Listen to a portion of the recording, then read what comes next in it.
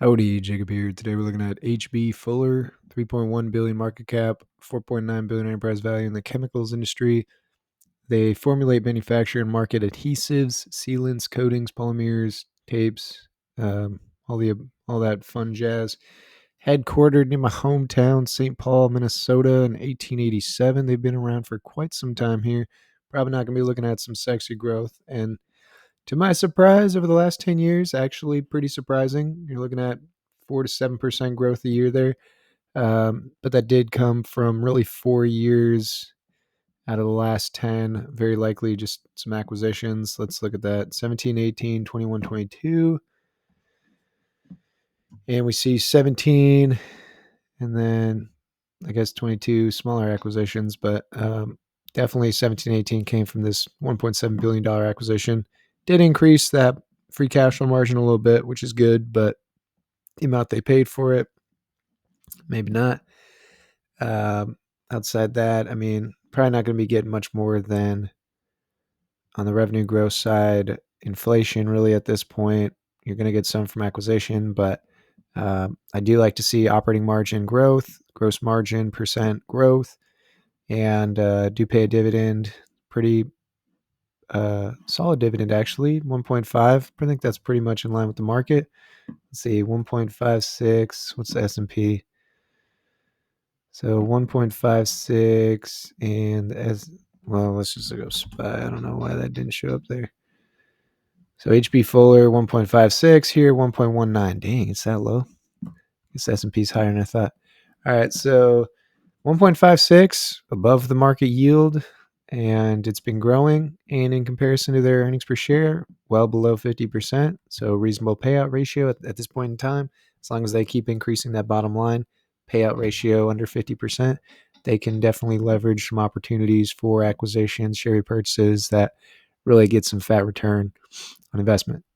That's optimally, that's being positive. We'll see whether they do that or not. So balance sheet shows 169 million cash on hand with 2 billion long-term debt. It looks like they even lever. Oh, that's 2017. Yep, 2017 they made that acquisition through issuing debt, and it's slowly been going down.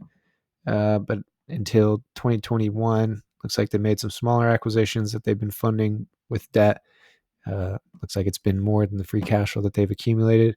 Obviously, if you know me at all, you know that I like to assume 100% capital allocation. I don't like to assume issuing of debt.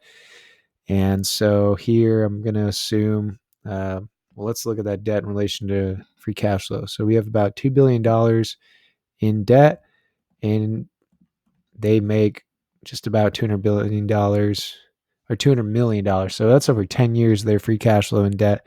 That's not very positive in my eyes. It's a bit concerning, actually, but I'm definitely going to be focusing a good amount of cash flow allocation to be going to debt reduction. It's going to dampen their growth pretty heavily.